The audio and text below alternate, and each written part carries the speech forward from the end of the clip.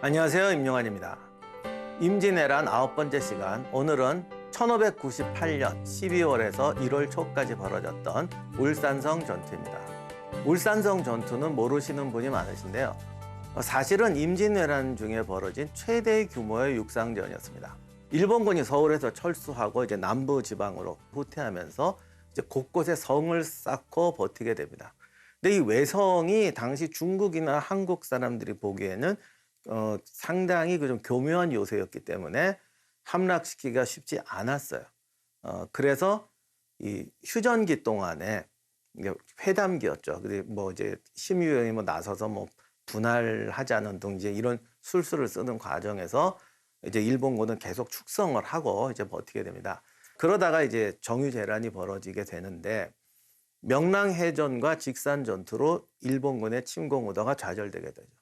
정유재란의 침공이 실패하지만은 그렇다고 해서 일본군이 본토로 돌아간 것이 아니라 남해안에 마련해온 자기네 근거지로 후퇴한 것이죠. 이렇게 되자 조선이나 명나라도 이제 승부를 봐야겠다. 얘들을 공격해서 밀어내야겠다는 생각을 하게 됩니다. 그렇게 생각 안 할 리가 없죠. 그런데 문제는 명나라가 나라만 크지 실제로 군대가 일본군을 압도할 만한 병력이 아니었어요. 그리고 단위 전투력이 떨어진다고 해도 우리는 늘 중국은 큰 나라, 인구 많은 나라라고 생각하는데 실제로 조선에 들어와 있던 명나라 군대는 일본군보다 병력에서 우위도 아니었습니다. 그러다 보니까 전면 공세를 할 수가 없는 거예요. 그러면 전쟁에서 전체를 밀어낼 수 없으면 병력을 집중해서 한쪽을 타격한다는 게 전술의 기본이죠. 자, 그러면 일본군은 누구를, 어디를 타격할 것인가? 일본군이 9군까지 있었다고 하지만 주력은 1군 고니시, 2군 카토 키요마사의 부대였습니다.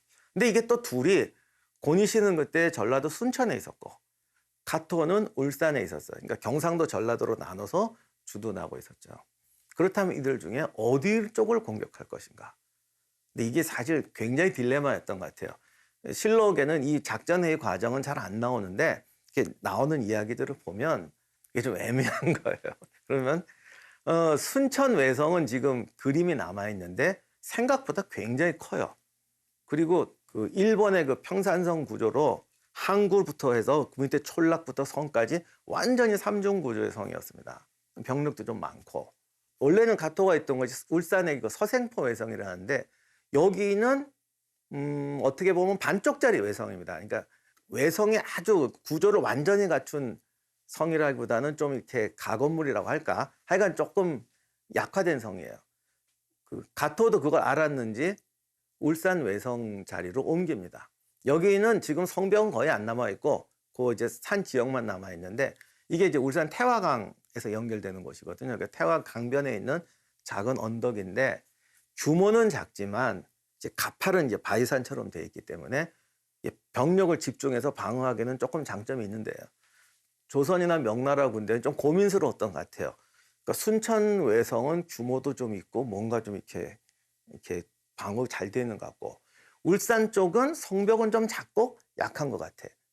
그런데 군대는 카토군이 제일 잘 싸워. 그건 이제 다 알아요. 카토군이 훨씬 잘 싸운다.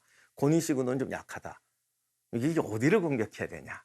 여기다가 또 경상도를 칠 것이냐, 호남을 칠 것이냐. 이게 또 이제 이게 여러 가지 왔다 갔다 합니다. 고니시 군대를 치면 고니시 자체는 병력이 좀 많은데 주변에서 도와주러 오는 군대가 좀 멀어요. 경상도 울산을 치면은 주변에 일본 부산이라 이렇게 일본군 부대들이 좀 많이 있어요. 그런데 카토군은 병력이 좀 적어요. 성도 좀 작아요. 그래서 이제 고민을 하다가 권율의 증언에 의하면 자기는 고니시를 치자고 했대요. 그런데 명나라 장수나 조선군 장수들은 전부 울산을 치자고 했대는군요. 그래서 이제 울산으로 결정이 납니다. 여기에 이제 명나라 군대, 조선 군대가 대거 투입이 됩니다. 당시 울산 외성은 공정이 한 90% 정도 돼서 아직 성문도 안 달았다. 성문만 안 달았다고 그러는가. 그러니까 거의 됐는데 아직 약간 미완성이었어요. 그러나 그게 가토군은 16,000명이 자리 잡고 있었습니다. 명군은 3만에서 4만 정도 부대였습니다. 이때 이호성은 이제 오래전에 철수했고 중국에서 양성했던 외구 전담 부대로 유명한 척계광의 그 절강성 군대가 이제 주력이 됩니다. 조선도 도원수 권율의 지휘 아래 1만 명의 병력을 동원하게 됩니다. 16,000명과 조명연합군 5만. 이렇게 보면은 우리가 훨씬 유리한 것 같은데 이게 사실은 두 가지 변수를 감안해야 됩니다. 첫째는 공성전이라는 거죠. 그래서 지금도 그렇지만 요새화된 성을 공격할 때는 최소 5배에서 10배의 병력이 필요하다고 하죠. 거기다가 단위 전투력에서 일본은 이렇게 약세도 아니고. 그러니 거의 16,000의 병력을 5만 군대가 공격하는 것은 절대로 이게 우세한 병력은 아닙니다. 그 다음에 이제 우리가 또 하나 이제 감안해야 될 것이 주변에 일본군들이 상당히 많다는 거예요. 그래서 얘들이 다 합세하고 만약에 고니시군까지 오게 되면은 거꾸로 조명연합군의 병력이 딸립니다. 근데 이 상황, 보통은 이 정도 되면 공격하기가 쉽지가 않은데, 이제는 이 전쟁을 끝내야겠다고 이제 조선군이나 명군이 단단히 각오를 했던 것 같아요. 그래서 울산 쪽으로 이제 진격해서 작전은 2단계로 이루어집니다. 하나는 울산 외성 주변에 있는 서생포 외성이라든지 몇 군데를 점령하거나 차단하는 거죠. 그래서 구원병이 오지 못하게 하고 고립된 상태에서 카토를 친다. 이게 이제 전술의 기본이었습니다. 23일에 조명연합군이 울산으로 진격하면서 야전에서 일본군을 섬멸합니다. 당시에 이제 하객진으로 섬멸전을 시도했다는 걸 보면은 이제 병력이 우위에 있으니까 양쪽으로 감고 들어가 포위했다는 거죠.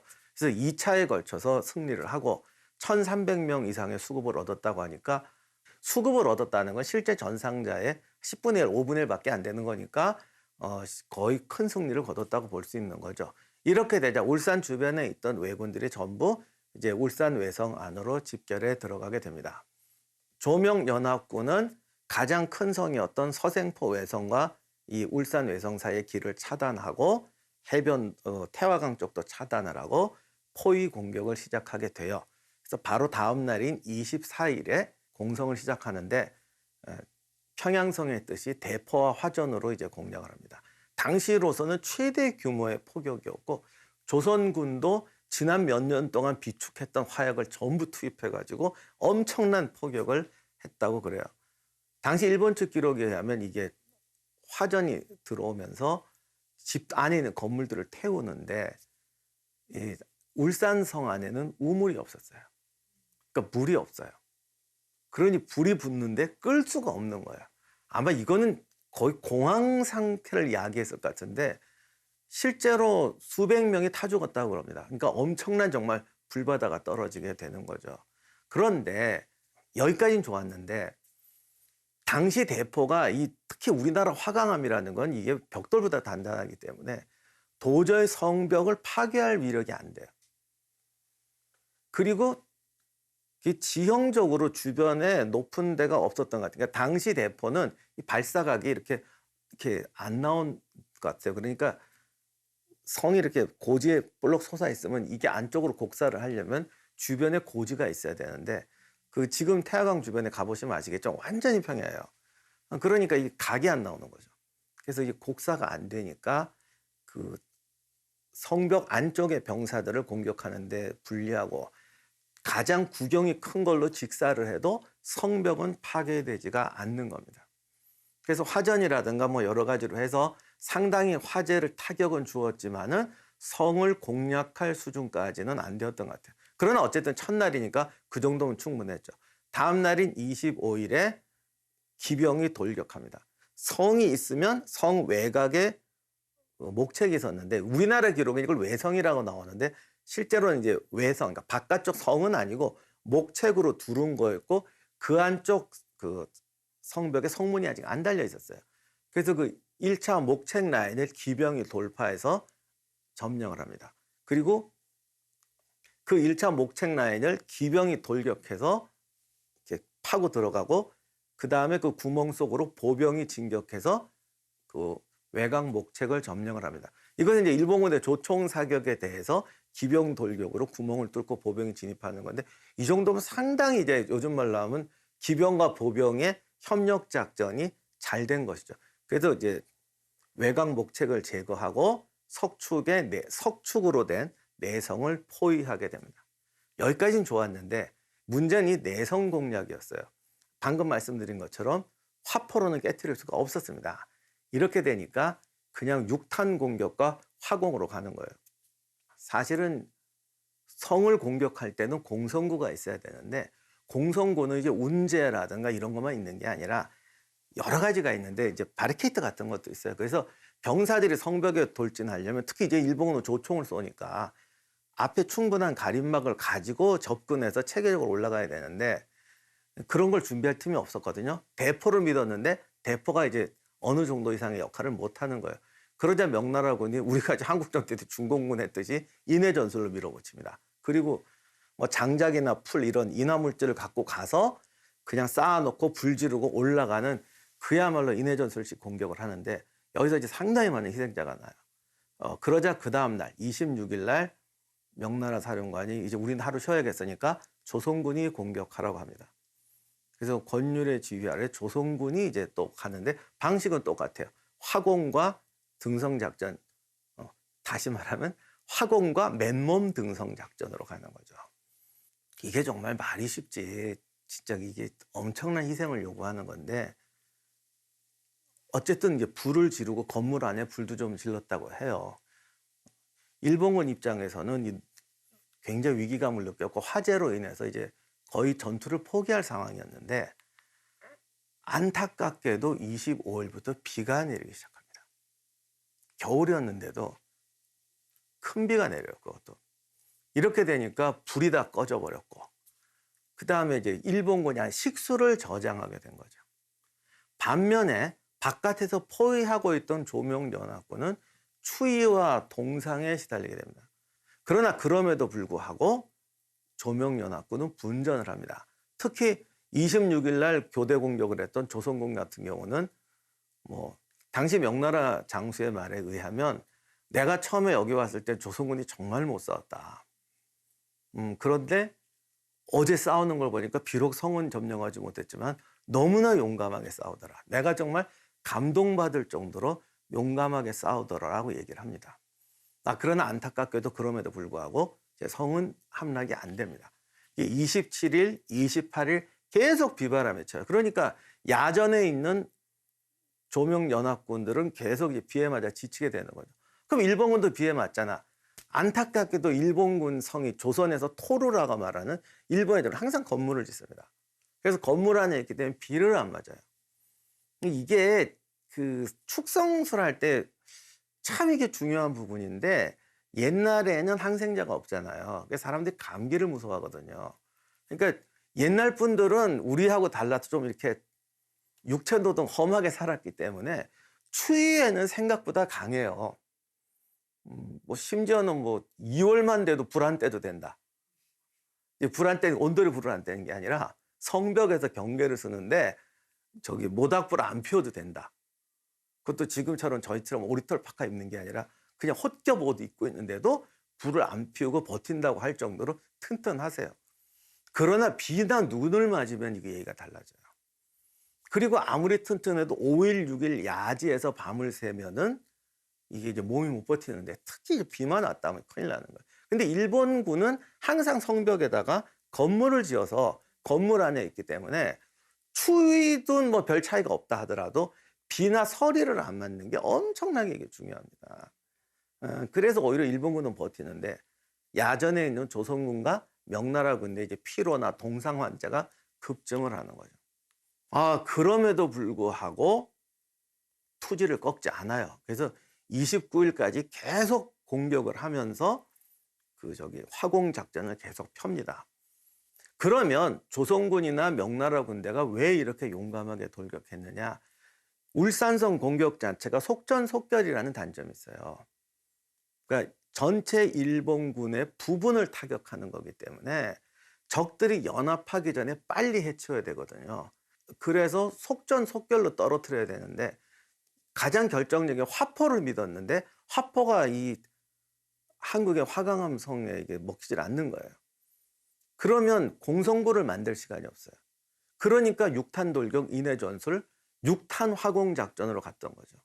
당시에 조선군이나 명나라군이나 아무튼 이 전투가 이 긴 전쟁을 끝낼 수 있는 기회라는 걸 알았던 것 같습니다. 그러니까 정말 6탄으로 화공전을 폈는데 그러다 보니까 희생이 크고 정말 안타깝게도 날씨가 도와주질 않는 거예요.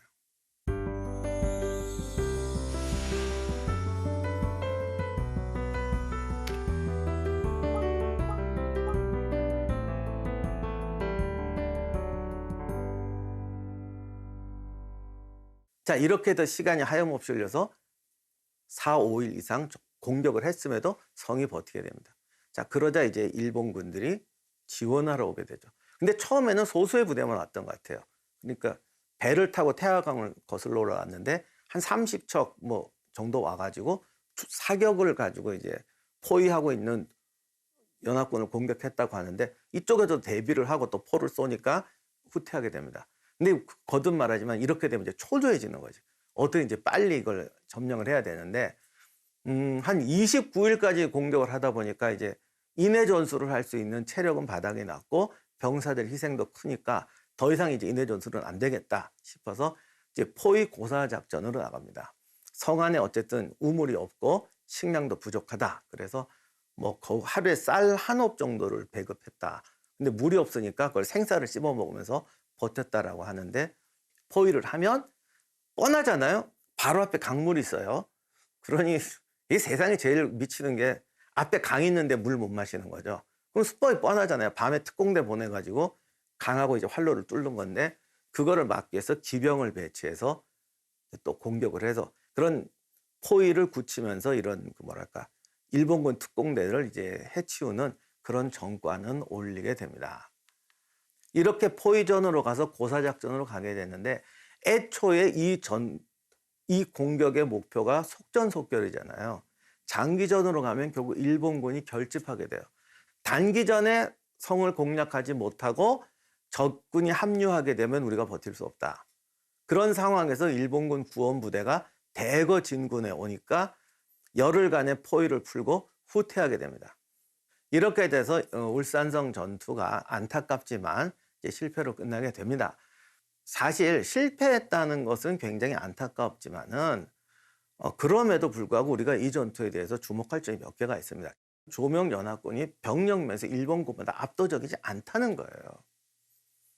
그런 상황에서 더욱이 당시 일본 외성은 굉장히 정교한 성이었음에도 불구하고 단기 공략이라는 목표를 가지고 돌격했다는 거, 이건 우리가 높이 평가해야 되죠. 그리고 적이 결집하기 전에 한쪽을 몰아친다는 건 사실은 굉장히 대담하고 헌신적인 작전이었다는 것도 우리가 인정을 해줘야 됩니다. 임진왜란사를 하다 보면 명나라 군대가 대강 싸웠다, 뭐 조선인들한테 약탈만 하고 뭐 모욕을 줬다, 뭐 이런 얘기들이 많은데, 그래서 일각에서는 안 불렀어도 될 뻔했다. 제대로 없어도 우린 충분히 이겨낼 수 있었다. 이렇게 말씀하시는 분도 계신데, 글쎄 안 불렀어도 충분히 극복해낼 수 있었지까지는 제가 뭐 지금 이 자리에서 말할 수는 없을 것 같아요. 그러나 명나라 군대가 뭐 놀기만 하고 이랬다는 건 정말 그건 좀 심한 오해입니다. 왜냐하면 울산성 전투만 해도 속전속결로 단기 공략이었기 때문에 성을 공격할 때는 정말 밀어붙였어요. 당시 명나라군 장수를 여러 명이 전사합니다. 더 놀라운 부분은 조선군이죠. 우리는 이기지 못했다고 해서 이제 분노하는 경우가 많지만 당시 조선군 사병들은 명나라 장군들이 보기에도 정말 헌신적으로 싸웠다고 했습니다. 그럼 이 울산성 전투의 교훈은 뭐냐? 사실은 대담한 작전이었어요. 성공했다라면 정말 극찬을 하고 그날 인해 전술로 돌격했던 병사들은 진정한 영웅이다라고 우리가 극찬을 할 수 있는데 실패를 했다 보니까 극찬을 못 하는데 실패를 했어도 인해 전술로 돌격했던 병사들은 진짜 영웅 맞죠. 우리가 이름을 몰라서 그렇지 그런 영웅적인 전투에 대해서는 충분히 동의하고 감사를 표해야 됩니다. 다만 이게 대담한 전술이었으면 결국 실패했던 게 뭐냐면 결정적인 게 예단이에요. 쟤는 이렇게 행동하지 않겠지. 가장 결정적인 게 고니시군이 합류하지 않을 거라고 생각했어요. 그리고 둘이 사이가 안 좋거든요. 아, 사이가 안 좋으니까 협력 안 하겠지. 가만히 보니까 지난 7년 동안 둘이 연합작전 한 적은 없는 것 같아. 이렇게 돼서 예단을 해버리는 거예요. 그런데 공격할 때 협력 안 하는 것과 자기네들이 쫓겨날 때 협력 안 하는 건 다르죠. 더욱이 부산항에 떨어지면 고니시도 살 수가 없어요. 그러니까 이런 것을 예단이라고 그러는데 완전히 완벽한 상황은 만들 수가 없지만 내가 이 전술을 유리하게 하기 위해서 상대방이 내가 생각하는 것처럼 행동해 줄 거라고 오판에서는 절대 안 되는 거예요. 그래서 전쟁은 무조건 내가 상황을 연출해야 돼요. 내가 주도권을 끌고 가서 저 사람이 어쩔 수 없이 이렇게 행동하도록 만들어야 되는 게 전쟁의 주도권이에요. 근데 그렇게 안 하고 내가 저기 빈틈을 타서 찔러야겠는데 얘는 안 오겠지? 쟤는 딴 데 보겠지? 이렇게 믿는 건 위험하다는 거죠. 걔가 안 오겠지? 딴 데 보겠지 하는 게 아니라 안 오거나 딴 데 보도록 적극적으로 만들어야 됩니다. 그걸 못한 상황에서 하는 걸 예단이라고 그래요. 이걸 다시 말하면 근거 없는 낙관론이라고도 하고 확증 편향이라고 하죠. 근데 수많은 전투에서 필패가 이거예요. 확증 편향. 울산성 전투에서 워낙 식수와 식량 부족으로 고생을 해가지고 가토 키요마사가 이제 돌아가서 그 사람은 살아남아서 구마모토 성이라는 성을 짓습니다. 그건 지금도 일본의 유명한 관광단지가 돼 있는데 그 안에 우물을 무려 120개를 팠다고 모든 기록엔 120개라고 그래요. 그리고 다다미를 일본을 쓰는데 그 다다미를 뭐 토란 말리고 뭐 어떤 걸 써가지고 유사시에는 먹을 수 있는 재료를 만들었다. 뭐 그걸 일본 방송에서 한번 보여주고 그랬는데 그만큼 울산성 전투에서 식수와 식량 부족이 심각했고 여차하면 함락될 수도 있었을 만큼 위기였다는 걸 말해줍니다. 울산성 전투의 마지막 교훈으로서 제가 좀 아픈 얘기를 하나 하겠습니다. 이 울산성 전투의 공격 전술은 상당히 모험적이고 대담한 전술이라고 말씀드렸어요. 근데 이전에 조정에서 논의가 벌어지는데 1597년 6월 15일에 대사성 김우홍이 상소를 합니다. 근데 그 내용이 뭐냐면 이렇게 지구전으로 가면 안 된다. 결사전을 해서 한 번에 승부를 내야 된다. 어떻게 보면 맞는 말이죠. 그래서 우리 전 병력을 동원하면 수만 명을 모을 수 있다. 명군과 합세하면은 아마 이건 일본군보다 병력을 더 많이 할 수 있다는 뜻인 것 같아요. 그래서 수군이 가서 바다에서 테러를 막고 육지에서 양산, 울산을 압박하자. 그러면 얘들이 부산으로 몰려가서 탈출해야 되는데 바다를 막으면 항복하게 하거나 완전히 섬멸할 수가 있다. 그래서 수군은 바다에서 막고 육지에서 밀자. 그러면 된다라고 말해요. 근데 어떻게 보면 이 울산성 전투가 전략하고 비슷한데 여기서 중요한 건 우리가 병력을 압도한다는 거예요. 그리고 수군까지 동원해서 바다를 막는다는 거죠. 정작 전투 때 명나라 수군은 다 육지에 싸웠어요. 진린이라든가 마귀라든가 나중에 노량해전에 참전했던 명나라 수군도 이때는 다 육지에서 싸웠습니다. 그럼 이 논리의 맹점은 뭔가? 우리가 일단 수만 명을 동원할 수도 없지만 수만 명을 동원한다고 해서 병력으로 밀 수가 없어요. 어차피 전투는 정예부대가 하는 거지 무조건 동원해서 하는 게 아니거든요. 그러니까 이런 게 탁상공론이에요. 근데 아마 그런 얘기가 나왔던 것 같아요. 야, 몇만 명을 동원한데도 10만 명을 한 곳에 전투에 밀어넣을 수 있느냐 이런 반론이 나왔겠죠. 그랬더니 이분이 어떤 대안을 내놓냐면 바다에서 쫙 수만의 수군이 가서 부산항으로 가서 테러를 막는 것 같이 하고 울산 양산으로 대군이 진격하면 왜군이 겁을 먹고 도망칠 것이다. 그러니까 우리가 전투력은 떨어지지만 그러니까 병력이 많으니까 전투 효율성은 떨어지지만 쟤들이 겁먹고 도망갈 것이다. 이렇게 하면 된다. 근데 이거를 정말 하자고 한 소리인지 그냥 한 말인지 모르겠어요. 정말로 몇만 명의 병력을 그런 식으로 동원하면 군량이고 뭐고 바닥이 나면서 싸우지도 않고 우리 군대가 붕괴될 수도 있어요. 근데 이런 논리를 이게 정말로 했던 것 같더라고. 그리고 이제 이 말을 안 들으면 막 비난을 하는 거죠. 결국 이수진 장군이 저기 왜군을 공격하지 않는다고 해임되는 것이나 7천량의 비극이나 요건 나중 상소지만 이런 식의 논리 때문에 밀려나는 것인데 어떤 예단 거기 그야말로 자기 멋대로의 생각 이게 전쟁 중인데도 이런 것들이 논의가 되고 심지어는 지휘관을 해임하고 비난하는 사태로 이어진다는 것은 정말 안타까운 일이라고 봐요. 그래서 전쟁이라는 건 실제로 하게 되면 엄청나게 여론이 들끓는데 전술의 논리를 지켜주지 못하면 승리하지 못하거나 승리한다고 해도 우리가 임진왜란 때 보았던 그런 여러 가지 비극처럼 큰 비극을 낳을 수가 있습니다. 자, 그래서 울산성 전투의 교훈을 정리하면은 비록 실패했지만 대담한 작전이었고 이 정도 작전을 수행할 수 있을 정도로 조선군도 성장했다는 거. 그리고 명나라 군대도 이런 것에 투입했던 건 뭐 명나라 군대한테는 고마워할 만한 것이 아니라 우리의 외교적 노력이라든가 그런 노력도 충분히 반영되었던 것이다. 결국 울산성 전투의 교훈은 적이 오판을 하도록 적극적으로 유도해야지 적이 이렇게 해줄 것이라고 예단해서는 안 된다는 것입니다. 이것은 우리가 일생을 살아갈 때나 어떤 계획을 세울 때 전쟁뿐만이 아니라 경영에서든 삶에서 정말 중요한 교훈 중에 하나인데 전쟁사에서 수많은 실패가 여기에서 비롯된다는 것을 잊지 말아야 하겠습니다. 이상으로 마치도록 하겠습니다. 감사합니다.